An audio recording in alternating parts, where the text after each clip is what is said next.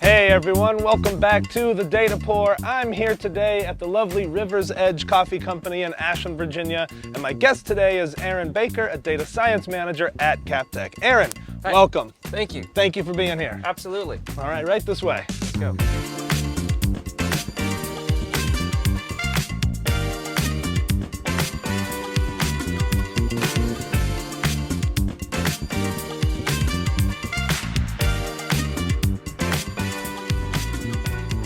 Aaron, tell me a little bit about yourself and where you work. Yeah, I work at CapTech as a manager in the data science area. Okay. I help with obviously our data science projects. I help consult on other projects as well that involve data science. That's maybe at a partial level as well. And I'm also involved with a lot of our education opportunities in the data science area as well. Great.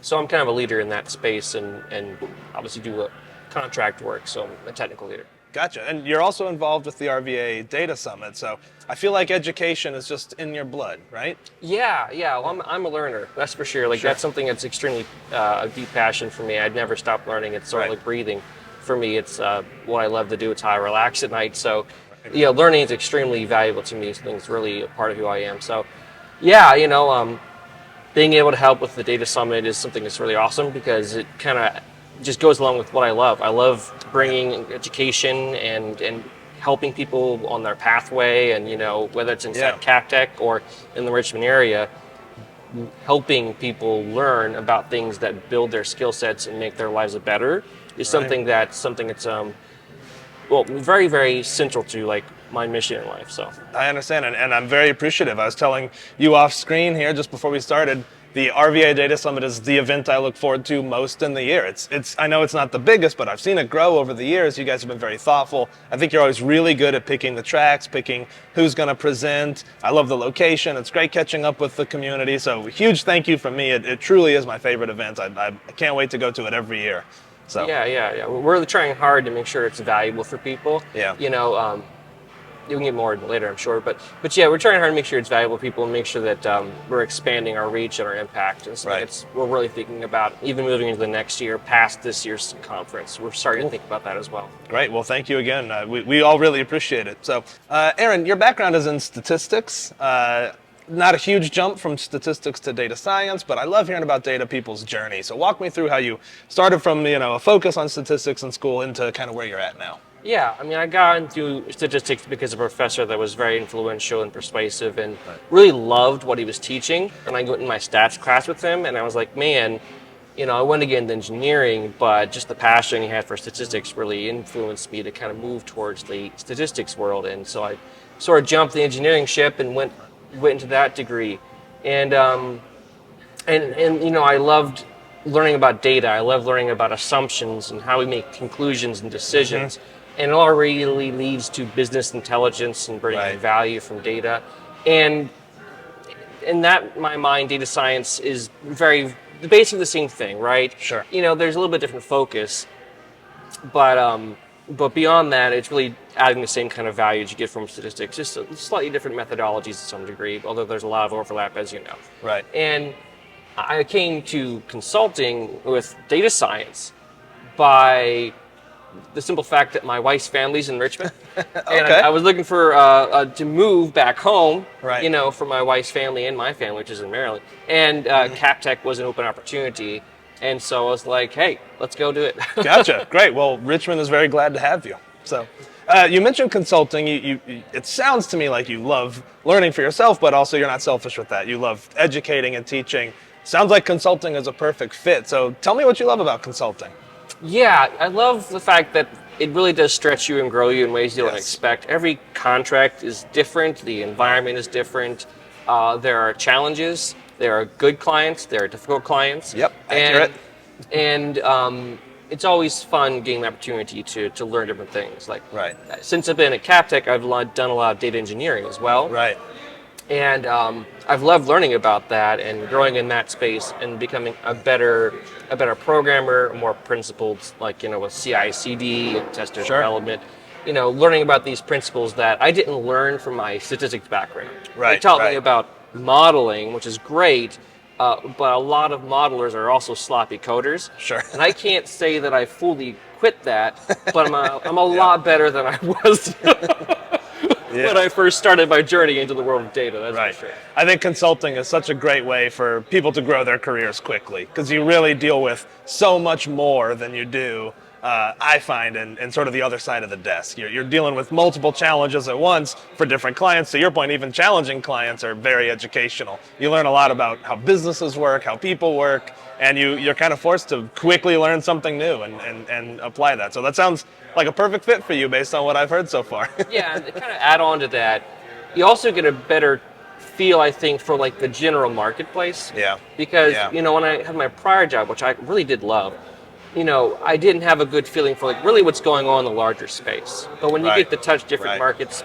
economies, and kind of, even if you're not on the contract, but you have colleagues that are, and you hear what they're doing and what's going on in this space, I have a lot better awareness of like where the world of data science is and where it's going and what the trends are because of my role in the consulting world. We'll dig in on that in just a little bit, but first I wanted to share some interesting facts about this lovely coffee shop, River's Edge Coffee, which I know is your kind of home coffee shop, but not this location. Right, yeah. Your local store is the first brick and mortar that they open up, but before that, they were actually a coffee cart at Bon Secours in Hanover, which is kind of interesting. So they've really grown from there, and we'll talk a little bit more about their journey in our next break. So kind of cool.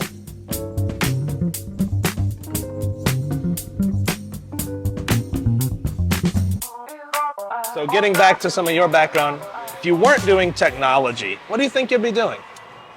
Yeah, that's a great question. I'd probably be teaching. Yeah, I see that. I totally see that. That makes sense. I still am. Yeah, right. And when I was in graduate school, my favorite part of it was teaching people as a graduate student, not professor, but instructor. And, I love teaching. I'm enthusiastic about it. It brings life to me. Sure. So I love mentoring, I love teaching, and so I'd probably be doing something similar to what I'm doing now in some sense. Maybe just without the technology aspect. Maybe just straight math perhaps, or something like that. But yeah, I would probably be teaching because I love impacting people at that kind of a level. Yeah, very cool. And I always stalk people's LinkedIn, so I saw that you were even a youth pastor for a little while. So that education, that passion for teaching people, whether they're young or old or new in their career, it's just in your DNA, isn't it? Yeah. I love teaching people and helping people out, and that was a great experience for me. It was the first real leadership experience, because I built that ministry from the ground up. There was no one there, and I got the volunteers, and I learned that I was the problem. I was like, why aren't people helping out? I'm like, I realized that I'm the problem. And learned some great first lessons at a younger age. About what it means to lead and to grow people. Oh, that's awesome, man. Yeah, what a cool background. So we talked a little bit about the RVA Data Summit, and for those who don't know, that's put on by RVATech, which is, why don't you describe RVATech, and then I'd love to hear about your role there, maybe how you came into that role, and what you do as the chair for the RVA Data Summit. Yeah, so RVATech is a great organization that's local to Richmond, that's focused on growing and expanding the capabilities of the Richmond area in the tech space. We're a tech leader in the region, and people look to us. We got a lot of growing material, and RVATech is at the forefront of helping the leadership and the practitioners in the Richmond area grow their technology skills. And obviously the Data Summit is specifically focused around data, and AI is the theme for this year, as is the theme everywhere because of all the amazing and interesting stuff that's going on in that space. So I got into this because there was a person on the committee who was part of CapTech, and he was stepping down. And he's like, you know what, Aaron, you have a lot of insight into data science and stuff. I think you'd be a good fit to kind of take my spot on this committee. Right. So I did that 3 years ago, and I was a part of the committee, and I loved it, and I just got engaged and involved. And when the previous chair stepped down, he offered the sort of leadership role of the chair to me and Todd Doobie, who's the other chair of the committee. And it's been a lot of fun and a little bit more work this year. Right. But I love it. It's been great to continue to get more involved and integrated into the community, really, that RVATech is, even within the committee. Very cool. And how might someone in Richmond who might be interested in either volunteering or joining with RVATech in some capacity, how might they get involved with that? Yeah, people can get involved in a few ways. Reach out to RVATech. There's a website. say, hey, I want to get involved, I want to volunteer, I'd like to be on a committee. And if you have a certain passion, certainly notice that, I want to get involved in supporting women in tech or the award ceremony. And if you let them know, they'll keep that in mind as committees are developing for the end of 2024 or probably into 2025 at this point. And, another great way to be involved is to obviously be a speaker, right? See where the events are coming up. If you have something to add to the conversation, then, we would love to hear from you. And so those are two great ways to get involved. And if nothing else, you can absolutely come and be a part of the community by attending. And that's something that's really valuable, that we really value as well. Like, this is for the attendees, right? It's for the audience, and that's the value we're trying to drive. So we would love you, whoever you are, to be involved any way that we can have you and add value to you, or you add value to us right away. Yeah, it's just such a great event, both educationally and also networking. I mean, I just love getting to know people in the community, so I'm really grateful for the events that you guys put on. They're really fantastic. Moving on to my next question, Aaron, you have 5 children, so I love asking data nerds, what are your hobbies outside of being a data nerd? Do you even have time for hobbies? A little. Okay, all right. Yeah, like I said, I'm a statistician, so I need a big sample size is one thing I say sometimes in order to make sure that my hypotheses are correct. So I got to have at least, a large N before I can make any conclusions. I love that. Is that why 5 children? You're like, I have ideas about parenting, but I need 5 That's right, to test this. Even that's kind of small, but what can you do? Right? Sure. No, but yeah, I keep bees. Oh, really? Yes, I'm That's a beekeeper. very interesting. Yeah, it's a little time consuming, and it doesn't really make you money. So. Okay, I would have never, like, if that were on my Aaron Baker bingo card, that would not have been. I would have never guessed that. That's really interesting. I wouldn't have guessed it either. I got it because my wife's garden wasn't getting pollinated correctly. Oh, okay, sure. I don't like insects, I'll be honest. And I was like, all right, I'm just gonna get some bees. They'll pollinate our place, right? Right. And I found out I loved it. Like when I got over my fear of being stung 5,000 times to death, I actually really love it. And it's something that's a great relaxing activity for me. So yeah, I do love it, but it surprised me too. Wow. That is a really cool hobby. Yeah, that's great. And yeah, bees are awesome. I love that. So how many times have you been stung?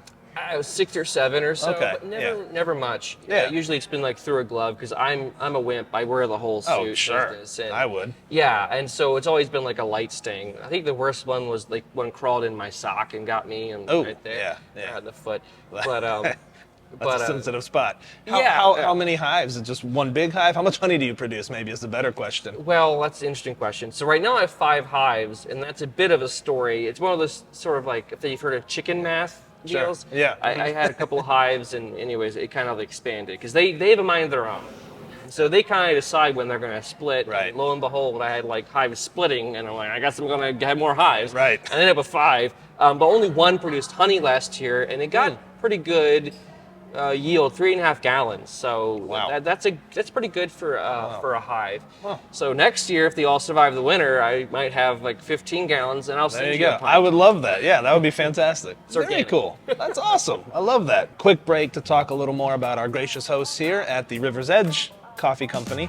They used to be called the Little Bean Coffee Company. I don't know if you knew that or not, but they started roasting their own beans, and they wanted to be able to sell outside of the Virginia area. They also became interested in franchising, and as they did some research, they found Little Bean was a name that had already been used elsewhere. So they changed their name to River's Edge as they got into roasting their beans. And I will say, having some of their beans right now, we're drinking a dark roast. We're doing a red eye because, got to wake up this morning. It's really good. It's good. Really good. Yeah, it's fantastic. Yeah, I got to say, I mean, I generally drink dark, straight coffee, but also, I feel like it's the best way to really tell if coffee is good. Yes. You can add milk if you like it, but like if you really want to say the coffee is good, just taste the coffee. That's right. That's right. Good. Yeah, it really is. It's not bitter. Yeah, this is a fantastic dark roast. This is my first time having this, and it is really fantastic. I'm enjoying it quite a bit. So good call on this place.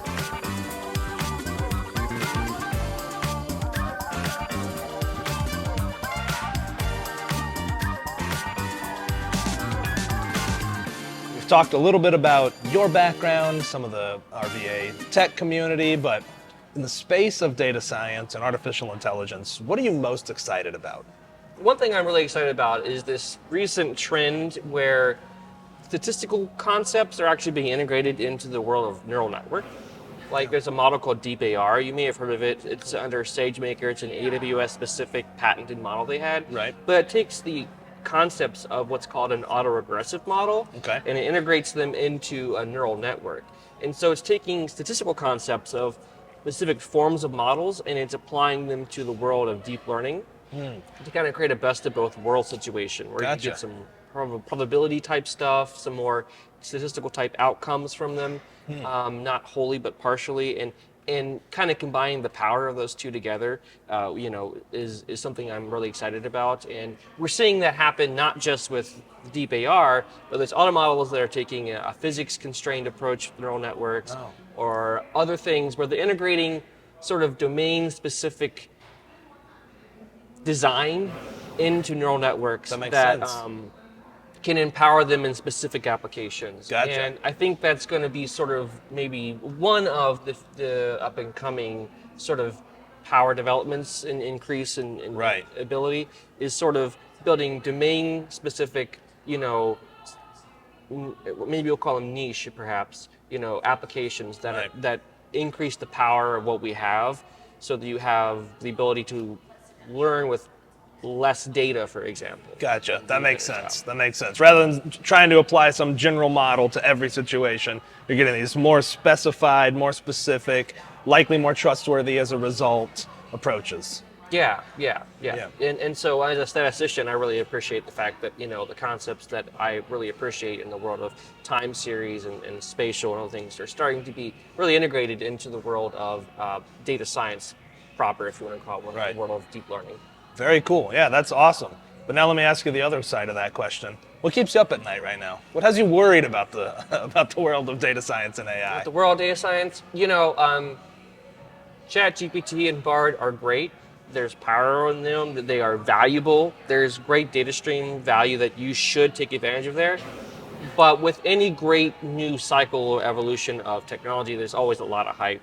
And as a modest expert, I know some people know more than I do in a lot of things, but as a modest expert, sometimes I see conversations and they just seem to be sort of out of joint and out of bent, and they're trying to use them in ways that I don't feel add value.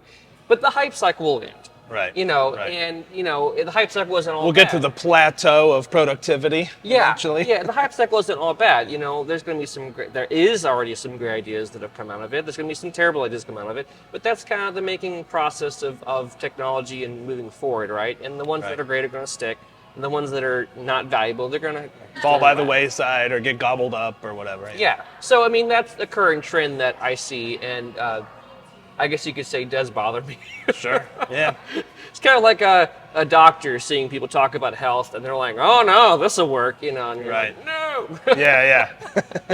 Like WebMD. You're a doctor looking at WebMD and you're like, ugh. You use ChatGPT for your medical. Yeah, that's right. I guess it's a place to start. But it's going to be interesting times here in the next few years. Do you have any predictions for the next, say, 5 or even 10 years of technology? I feel like we're on a precipice. There's going to be a lot of change in the next few years. What are your predictions? Yeah. I'm going to hold you to them. I'm going to check back in 5 years. All right, yeah. So we'll play a little game. In 5 years. That's on right. This. Yeah. So and then again in 10.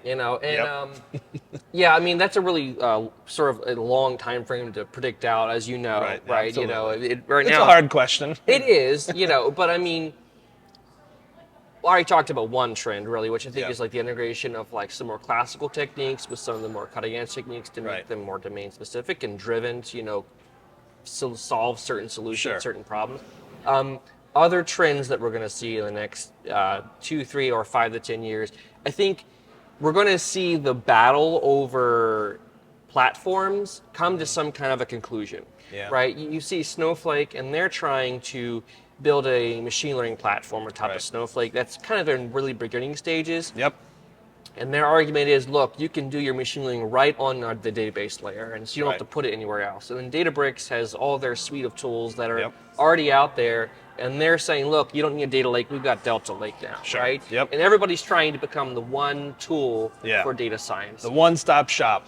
Right, yeah. And what tool's going to come out on top are set of tools. It's not going to be just one. There's going to be a few winners. I don't know. It could be SageMaker. It could be Azure ML and those kinds of tools that are more specific. It could be the more generic platforms like Snowflake and Databricks. We'll probably see a winner in each of these categories, right?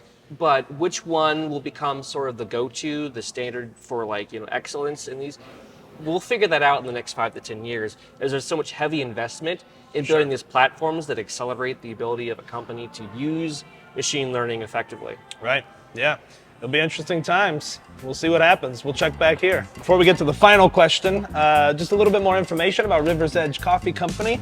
It was started by brothers Jet and Micah Odell back in 2019 in that coffee cart, and since then they finally got their approval for franchising, and where we're sitting right now is their first official franchise location. This was only a couple months old. It started in September of 23, but they also have a kind of mobile coffee truck out in Montpelier. So 3 locations where you can try your River's Edge Coffee Company, and they have plans to continue expanding. And honestly, quality of this coffee, I could see that really sticking. It's fantastic. It really is good coffee. Yeah, this is good stuff. I see now why you were like, we gotta do it there. That was great.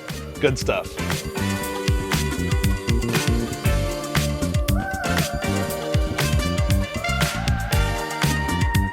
Let's roll into our last question, and I feel like this one is perfectly suited for you. What would you tell someone who's either fresh out of college or looking for a career change, who's getting into the data space? What advice would you give? First, I'll say it's really hard. It's overwhelming, the amount of data technologies there are. Yeah. And if you go on LinkedIn, which I do, sadly, you have to. You have gotta to. play. You got to go in the jungle. There's so much advice out there, and you'll see so many influencers that well-intentionally and even helpfully will say, oh, do this or learn that, and it becomes overload. Yeah. So it's a really difficult thing to do. First, let's kind of acknowledge that fact, but it can be done. You just got to stick to a good course. And to that end, I would say try to get a mentor if you can, first off, right? Because people like me and people like you, when you're in the data space, you can kind of see not everything, but what's going to happen somewhere in the future, and you can kind of point them in the right direction, and help guide their learning process, and really provide that business value that doing a boot camp may not provide you, even though you get some of the technical skills out of that. Right. But the other thing is that, and we're actually going to have someone talk about this at the upcoming conference. Great. A good friend of mine, who I'm really excited to have talk because we agree on this subject. We've talked about it pretty extensively. The world of data science is changing. Sure. Like we talked about with those platforms and stuff. You still need to know how to code. That's an extremely crucial skill set. Sure. But the actual process of modeling data isn't so much these days, and it's becoming less and less hack it out in code. You have these automated machine learning tools that are going to make the process of modeling data so much faster and quicker. And that means that in the traditional data science role, you're going to need that less and less. But that means that there's still a lot of value out there. You're going to need somebody that's really good at making sure the model provides business value. Yes. So you got to know the models, and you got to know what they do and why. So you need an expert in modeling, but not someone that's necessarily expert in modeling the data itself, because you have all these amazing tools that are developing more and more. Right. You'll still need some of those too, but less and less. Yeah, it's focusing on the why rather than the how a lot of times. I think that can really differentiate someone in their career, like really understanding, why are we doing this? What's it doing for the business? Rather than as much focus on kind of how it gets built, which is important too, to your point. I'm afraid that colleges are probably going to be a little behind the curve, and that they'll teach them traditional data science skill sets, which are still very useful, but maybe aren't keeping up with the pace of technology as these automated platforms come online really rapidly. So by all means, those are great skills to learn, but there is a transformation that's happening, like you said, very fast right now, and it's important to understand that a traditional data science role is not going away, but it is becoming less important. but that only means that the restraint or constriction on the process is now in the data pipeline, the data quality, and the data value. And so focus on those things. I love it. Aaron, this has been so much fun. Any closing thoughts? Anything else you want to add here before we wrap up? If you want to have 5 kids, prepare not to have much time. But just enough time for bees and learning. Bees, books, and that's about Battlestar Galactica. Only bee things. That's all you get. Beets, bears, love it. Sure. Why not? Hey, thank you all for joining us for this episode of The Data Pour. We'll see you next time. Until then, let's toast to knowledge and connection, one episode at a time. Thank you.